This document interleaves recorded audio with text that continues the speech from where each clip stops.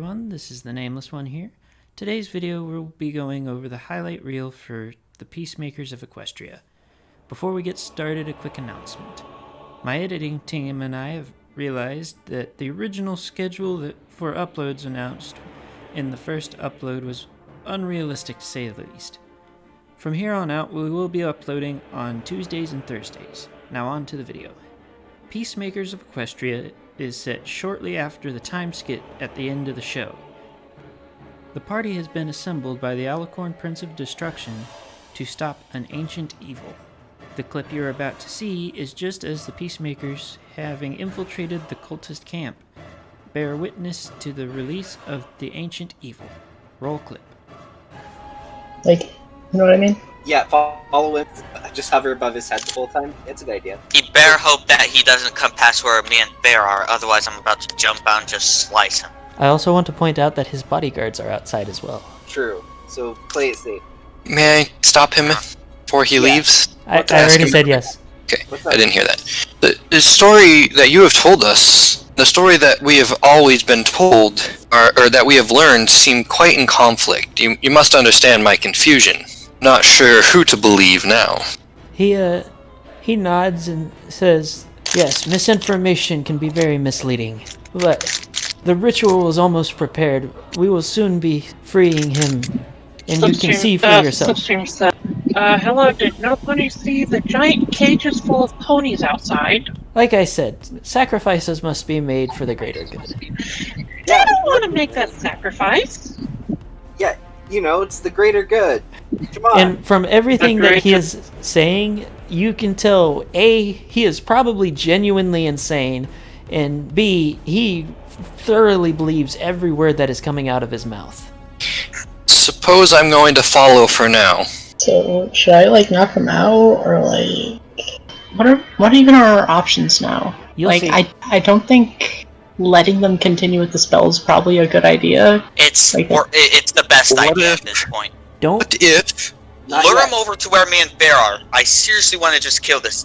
Quillian has no problems killing him at this point.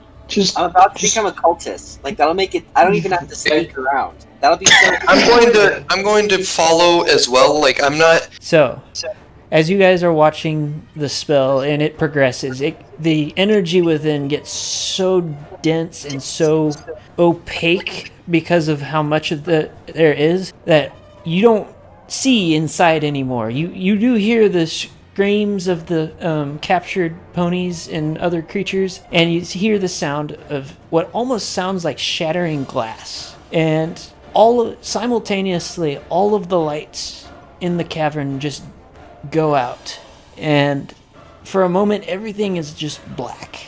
And then everybody, do me a favor and roll a wisdom saving throw. Oh no. Wisdom. Ah yes, quality of which much I No, have. oops. Oh! That was going to be a +1 with it, so that's a 21. Okay. Alright, let's see, what is my... Alright, so... Oh, fair. Oh no. Oh. Fair, sawtooth, and meek. Okay, and that's everybody? And it's probably one of the highest I'm gonna get. So, we're gonna go in order from highest to lowest. Alright, Or lowest fair. to highest. Lowest to highest. So, fair. What you see when the light illuminates the cavern enough again is this absolutely beautiful Alicorn. His Oh no. his coat is pure white. His wings, instead of feathers, it looks like it has almost feather-shaped rubies. Wow. He's wearing some sort of ornate covering over his eyes, but you can almost tell that he can see anything still. To all of the under 20s, you guys are seeing something similar, but something feels off about him. And for Ballistic, what you see is fairly similar, but around his feet there is a black Post? ichor constantly oozing from his feet and from his eyes under the blindfold. Black what? Quillian instantly distrusts him. Easier said than done. Luckily, nobody rolled a nat 1, because the general penalty for that was basically going to be you're enamored with him. You cannot attack, and you follow his words and will actively attempt to thwart party members. Oh my. Oh, thank the Lord. Oh my. But this is Soul Tenebris, and He's gorgeous. the old cultist immediately prostrates himself along with all of the other cultists. So what does the party do? I stay back for now, but Quillian really does not like this guy. I would like to remind you are also still in cultist robes. Are you going to remain standing? So, when you say... So, what did the other cultists do? You said, like, they what? Prostrate themselves. Basically, they're all on their faces. They were bowing. In order to blend in for now, as much as I hate to do it, I'm gonna bow as well.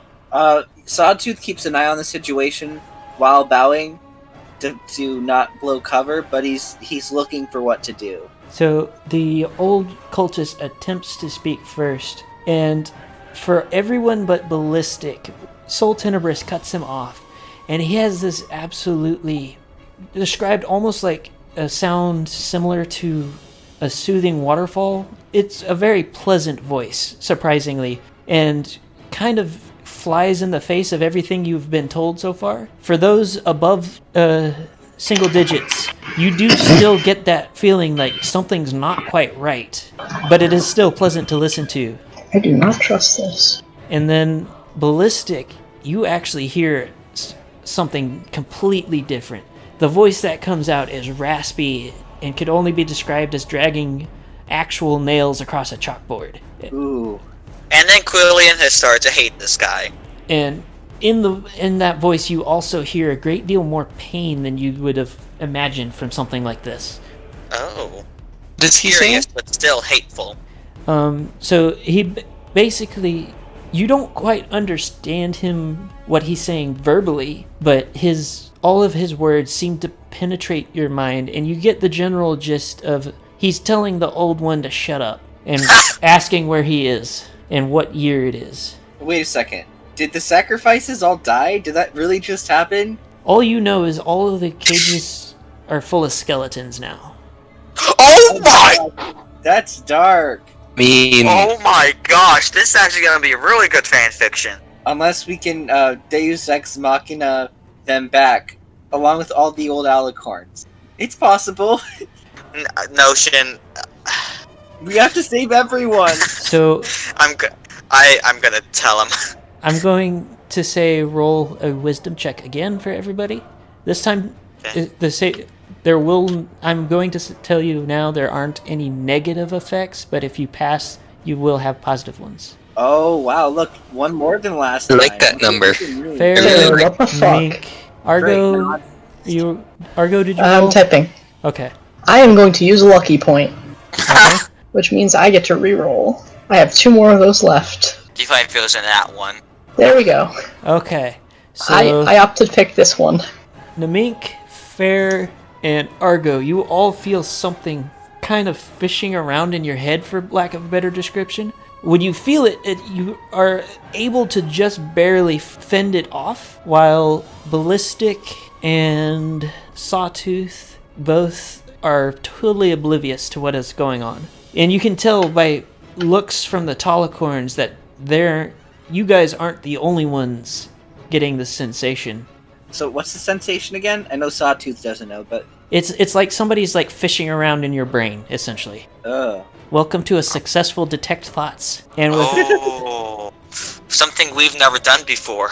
And no, we've done it before. Without them realizing? Yeah. The room quickly fills with a light again as he turns and looks into the main Six's holding cave, and with no visible... Oh, I forgot to mention, his horn is also the same color as his wings. But with no visible appearance of using magic, you see the group of them float out, still badly damaged and unconscious. But you also, as that happens, hear several screams from in the cave. Oh my. And he looks at the little quartet that he has extracted from the cave and sighs and says, "You are not like the rest. I suppose you will do until I can find others of my kind." What? Other alicorns. Is he gonna make them servants or something? Essentially what he did was ascertain what was going on, because At this point, the old man is like gibbering like a madman trying to like speak. But from what you can tell, he's just completely lost it. He is useless now. Wow. And before anybody can react, you are herded into a group, including Fallfire, because he is the only Kieran in the area. Although the Soul Tenebris is not aware of his intentions. What about me? So aside from fire. There was lots about fire. He caught that much. He knows fully because he was able to poke around inside your head. Okay. And kind of curious what he expected to find in this one. Hey! So wait, is he grouping everyone or just you guys? Because you guys have in this entire time been thinking, how do we stop this? How do we stop him? So oh no. Immediate threat first. And sorry, what was that? I missed that. You have been singled out as an immediate threat. Our party? Yes. Threat detected. Because he saw our thoughts. And I'm going to be completely honest, Haldmeyer at this point is genuinely not sure if just lets things go about and lets things go under a new rule, or if he stops it. He's genuinely caught up between those two possibilities. And right now, Quillian is just pissed off and just blaring a deathly threat to the Alicorn. So maybe we should have maybe we should have interrupted the spell. Yikes. As he gathers you guys, you get a general sense of disdain, but he seems like he's almost acting like he's above speaking to you. And you see him gather magic for an attack spell. And as he fires it, a familiar form appears before you, still shrouded in shadows, and takes the brunt of the attack. Is this Shadowlock, or is it it's my great? I'm going to tell you now that Stygian is nowhere near powerful enough to even deal with Starlight. So, are you sure? Like, I didn't have time to like start a counterspell or something. No, he was dead. These are still like way too high level. So after the spell subsides, your patron's still standing there, but his form is visibly wavering as he opens his wings around you guys, and next thing you know, you're once again in the hut that he started you in. He attempts to speak, and you get a wavering voice, and your only thing you're able to collect from it is basically, you're Equestria's last hope. You must get stronger. And then he vanishes. Okay, so can I just say this? Vaultfire's still in that cave. No, Fallfire was corralled up with the rest of them because he's a Kieran, and this was a racist pony group as well as a cult. Okay, just sorry. I thought you said that he wasn't a part of it. I took that into account when I was creating this part of the encounter. Okay. I had and just to clarify, I did have a route for each way. None of it was going to be easy, but honestly, this was the one I was most excited to see you guys try.